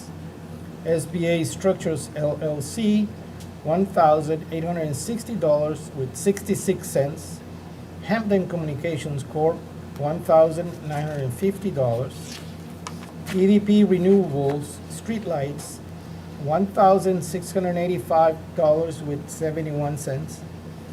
EDP Renewables Shepherd, $1,203.21. EDP Renewables Shepherd, $38.52. Pine Ridge Technologies, Inc., $805.50. Modern Pest, $125. Stericycle Shredded, $351.20. Verizon, $530. National Grid Electric, $106.26. National Grid Gas, $176.06. 360 Building and Remodeling, $5,200. Christina Heavens Overnight Parking, $73 with Overnight package. overnight package. I was wondering what overnight parking was. I'll say overnight PKG, $73.05. Titan Bond, $9,000. Warren Water District Fire Hydrant Protection, $11,684. New Systems Associates LLC, $777. BEC Plumbing and Heating Inc., $224.36. BEC Plumbing and Heating Inc., $3,308.99. Entra Technologies, $3,332.08. Mia Property and Casualty Group, Inc., $849. Bigelow Electrical Corp., Inc., $335. PEAC Solutions, $649. 360 Building and Remodeling, $3,000. And there's a rectification for Carasoft Technologies Corp., Zoom, for $289.18. Is there a second? I'll second that. All in favor? Ray Capaco, aye. Derek Bailey's aye. Richi Hacker, aye. Motion carries.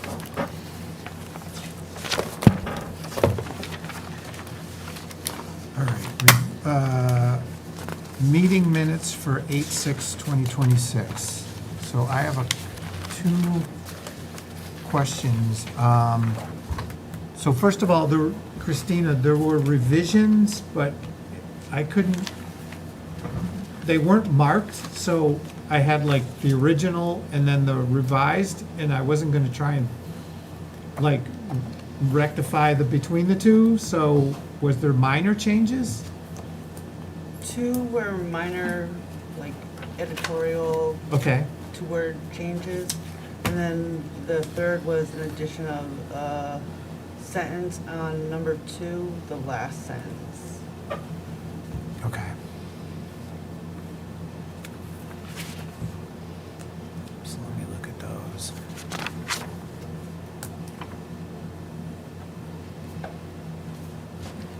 On number 2. Okay.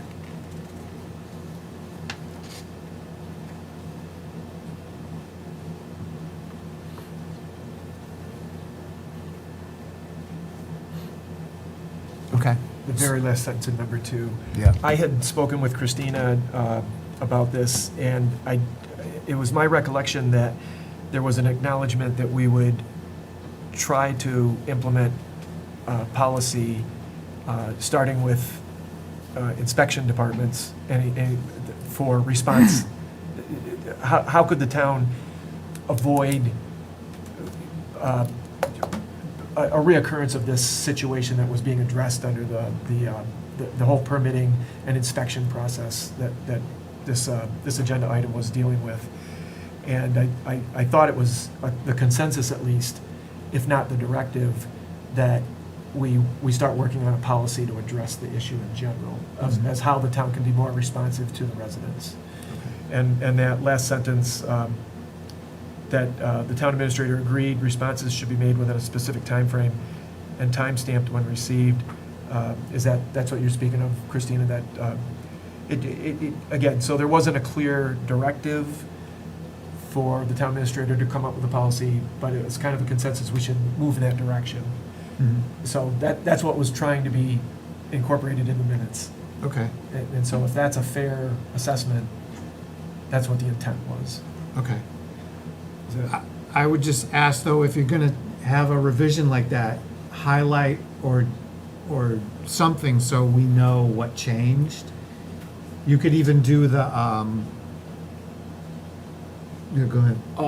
What I will also recommend is that, well, with changes to minutes, they should be voted on and reviewed at a meeting.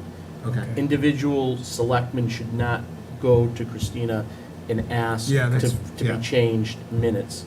The minutes should be sent out a week prior, the selectmen can review the minutes, and then at the meeting, revisions should be proposed and changes should be voted on. Okay, so even minor spelling or, Well, that's minor. Okay. That's, Okay. but content change? Correct. Adding, removing, okay. So I'm going to appreciate that input. I think we've just done that. Yeah, Yeah, but next time, But yeah. for next time, we'll do Right. that. The other input I had for Christina was simple grammatical and sentence structure things. Yes, that's. They were Yeah. just grammatical, which Yeah. I think would, right, but if there's contextual or content, Yeah, changes, yeah. we'll leave it, and then we'll address it At at a this meeting. time in the meeting, Yeah. when it's time to approve the minutes. So, And then the other thing too is remember, minutes don't have to be a transcript. We're getting kind of near transcript level minutes. You want to get the highlights. You want to make sure you capture decisions that resulted in a vote and how the vote came out, obviously. But a lot of times, it almost sounds like there's a conversation happening in the minutes, and you don't have to do that. I mean, it'll save you a little bit. It might help to go through, almost do like an outline of that section, then take the outline and condense it, right? I don't know if you're just kind of like cranking through, like typing as you're listening, or however you do it. But maybe throw an extra step in there to, maybe do that, but then summarize it.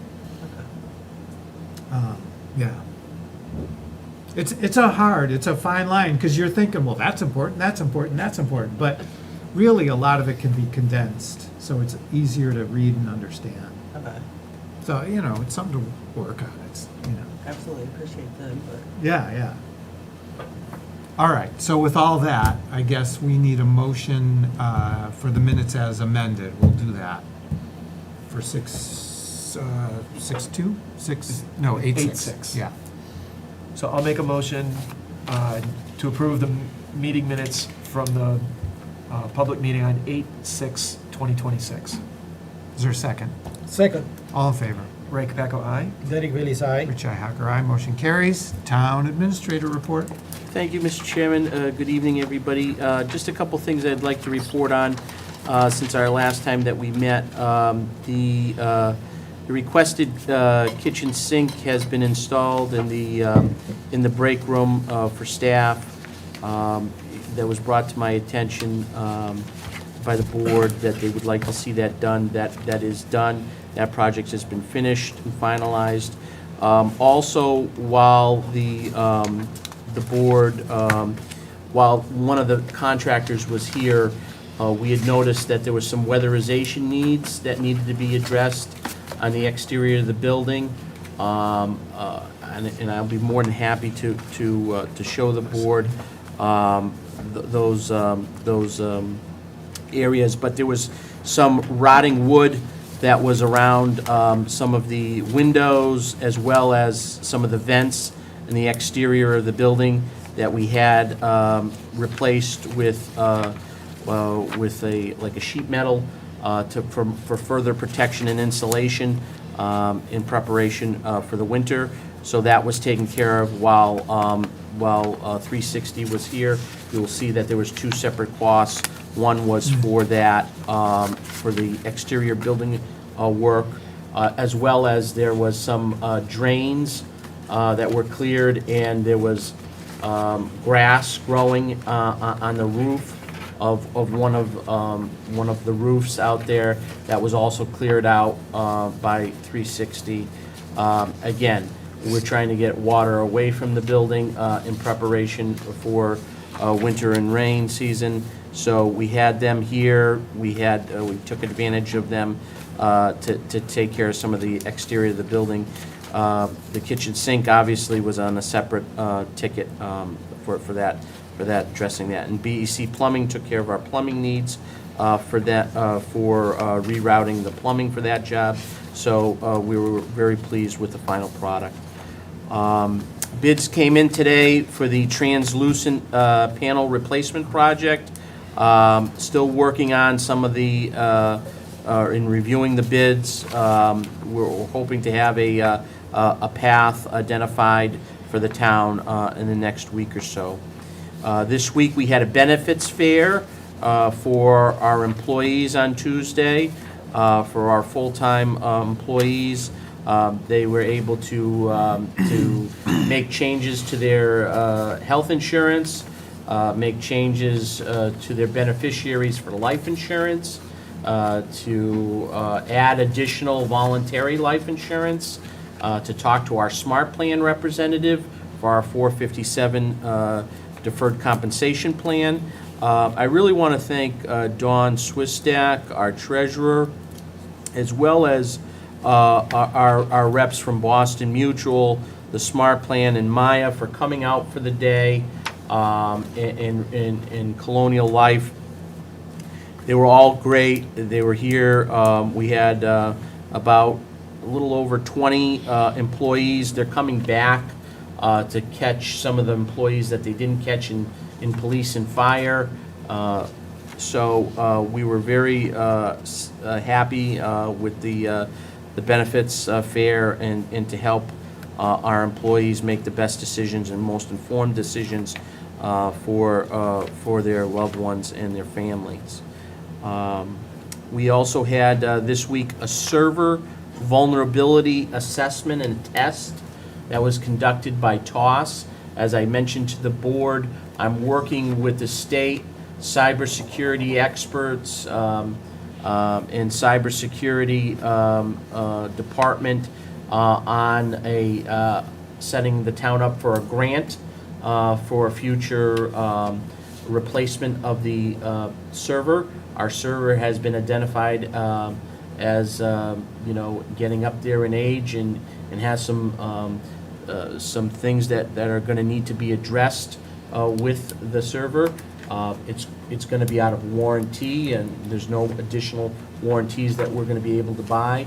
So at some point, it is beyond its going to be beyond its reach its useful life, and we should look at replacing it. And hopefully, by doing these tests and assessments, and I'm going to be applying for a grant with the state to get that replaced at some point, probably next year sometime. So that first assessment took place this past Tuesday. It was free, and we're going to take that assessment and apply for the grant. We had a non-mandatory pre-bid walkthrough for the HVAC project at the senior center this week. There was a company that showed up along with Ty and Bond, our engineers and architects on the project. There was a company from Rhode Island that came out and looked at the project. We're hoping that they will bid as well as several other companies. I had a meeting with the Central Mass District Administrative Board. That's for the Central Mass Regional 911 District Administrative Board meeting.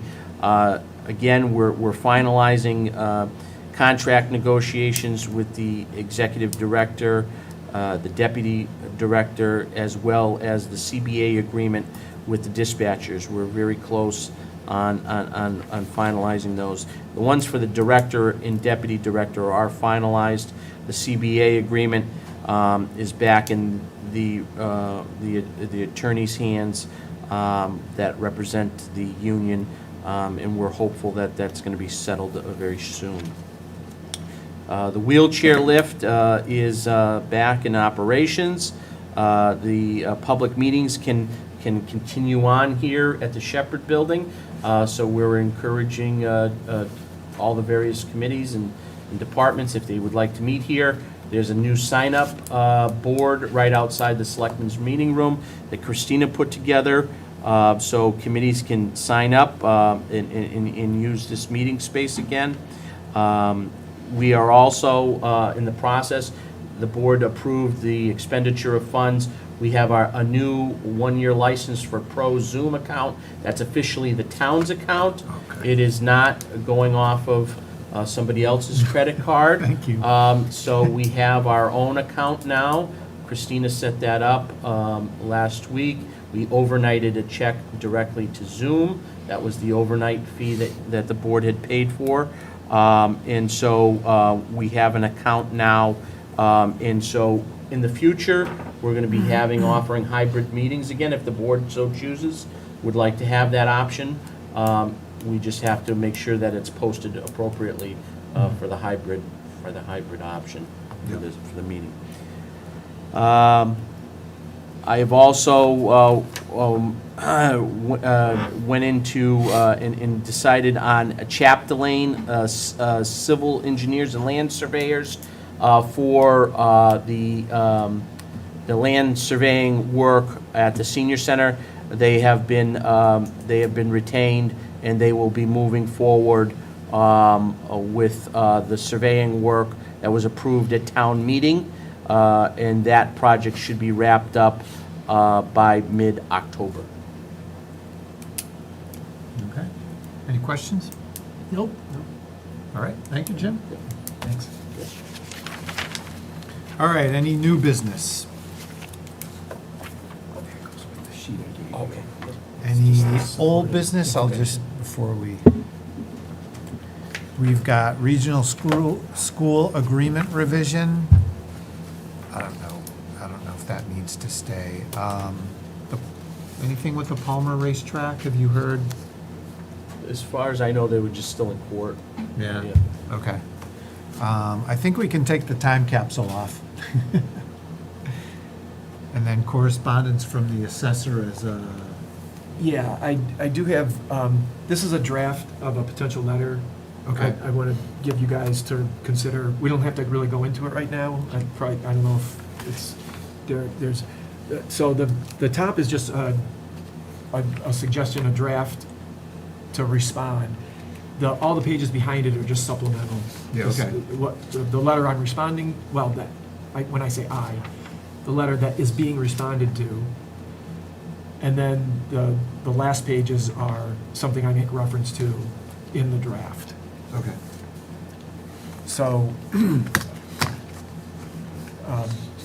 I think it's pretty self-explanatory, and maybe we can take it up at the next meeting. Yeah, okay. All right. that And sounds it's good. just a draft, I just to start how to respond. Yeah, okay. So, All right, any other old business? Not all business, nothing out of the ordinary. I just want us to pay attention how we are doing our email subjects and try to be a little bit more organized. Okay. You know, you can go online and just do a quick search, what's the best practice for subjects, but in my case, for example, if I read through the subjects or I search through our emails, and sometimes, like for example, I'm requesting email format, that's the subject. It doesn't tell me much. What is it? Just let's try to look at how we are sending the emails with the subject, and you know, maybe we can come up with a system, or you know, like I like how BOS minutes, because that's very Easy quickly to find. Yeah. But if suddenly I'm reading here and it says, I don't know, I'm just going randomly, Tuesday, August 4th. You know, what is that? So if we can, or Shipper Building, what's up with the Shipper Building? Did it fall off? Did it close? Did it, you know, and just, you know, so we can improve our way of searching stuff and looking at stuff. Okay. Just when we send an email, look at the subject, exactly, so sometimes with the subject, it, you know, pulls our attention and read it right away. Or, Yeah. you know, just, it's somebody just sending some propaganda and you can just go through it. All right. Okay, correspondence. There's a thing from Verizon that they are shutting down their ISDN lines. I don't know that anybody uses ISDN anymore, but if you are. There are 2 departments that affects. And it, really? Yes, Wow. actually 3. There's lines within this building, the fax line here. Yeah. And police and fire. Wow. boy. Why? Oh, okay, yeah, whatever. Okay, well, they're going away. So I've reached out to police and fire. I've given them the contact for our Verizon rep for other solutions, because they obviously are going to need their fax lines. And I've asked the chiefs to look into working out a solution with our Verizon rep. So you still need faxes? We have restraining orders and a fax over from the board. They're not emailed? Okay. Can we look as a town for a fax.com number? Because that way you will receive your faxes on an email, you can send your faxes through Yeah, an that's what email. I mean, yeah, there's free stuff or really low cost. It's I mean, $10 a month. So they're going to look at Verizon, our rep, and then they're going to come up with some solutions. Okay. And then we'll go from there. All right. Yeah, I mean, if, you know, if it's super expensive. Right. It's Some not- of this stuff, especially the faxes for the police and fire, there are medical records, there's Oh, other okay. things, so there's things that are involved there that Well, are, that's what we use in the prison system. yeah. You know, fax.com. And they used to have, every prison had a fax inside the prison. Yeah. And for us, it was very difficult to connect all our computers to that fax. But now we solve it, and it's $10 a month. Okay, You got this, Jerry? Yeah, we'll keep that in mind. we'll figure something out. Yeah, Perfect. okay. Either that or we'll have nothing. Pathfinder is having a ribbon cutting at Cold Spring, so they were gifted a it was Belchertown Elementary School that closed, Cold Spring School. So when is that? September 18th at 9:30. Although it says by invitation only, so maybe I shouldn't be reading this. But it's happening. You may not be able to go. And then we just got, I think this was just a courtesy thing from the planning board, right? Babe's Yeah. Lawn Care is doing a special permit. And Laura doing her due diligence, sent the whole thing. So the special permit is something that I've asked Laura to send out to all departments. Everybody, yeah. So for comments, so if there's a comment Yeah. from the select board, you Yeah. know, Okay. All right. she sends it to police, fire, Yeah. all the departments, highway, get a comment, and, you know, so that the planning board will have comments that they can consider. Okay. So if anybody has comments, just send them directly to Laura, I think is fine. So we are going to have a dedication of our honor roll wall near the library. And that is going to be Wednesday, September 6th at 1 PM.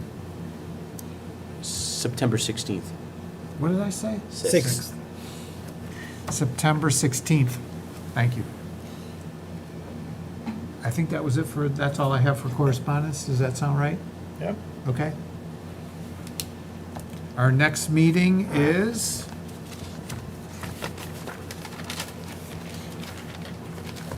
September 3rd. Is that? That's good. 9/3/26 at 6 PM. And then just to remind everybody, we're going to have a public meeting on the public safety complex issue on September 9th at 6 PM at Quabog. Is there a motion to adjourn? So moved. Is there a second? Second, All in favor? Ray Capaco, aye. Derek Bailey's aye. Richi Hacker, aye. Motion carries.